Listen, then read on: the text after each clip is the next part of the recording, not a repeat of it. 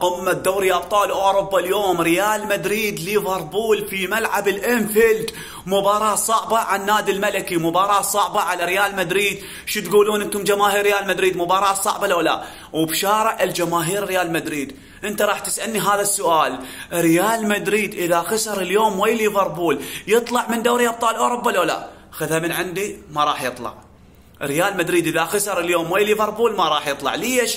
لأن ريال مدريد يحتاج إلى 9 نقاط من أصل 12 نقطة. عنده 4 مباريات، يخسر مباراة ليفربول تبقى له 3 مباريات. إذا فاز ب3 مباريات راح يتأهل مباشرة إلى دور ال16.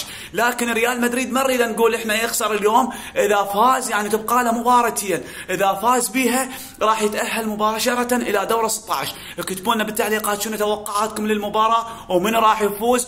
وهاي التشكيلة المتوقعة لريال مدريد أمام ليفربول مثل ما تعرفون: أسينسو، روديغير، مندي، فالفيردي، بالوسط سيبايوس، كامافينجا، أردا غولير، وبالهجوم إبراهيم دياز وبيلغهام وكيليان مبابي. أنتم جماهير ريال مدريد تثقون في فريقكم، شنو توقعاتكم للمباراة؟ اكتبوا لنا بالتعليقات وخلونا لايك ومتابعة، وبالتوفيق لريال مدريد. أحبكم جماهير ريال مدريد، ومبروك عليكم جماهير برشلونة الفوز البارحة. إن شاء الله مثل ما فرحنا البارحة بفوز برشلونة، اليوم جماهير ريال مدريد راح يفرحون بفوز ريال مدريد. بوم.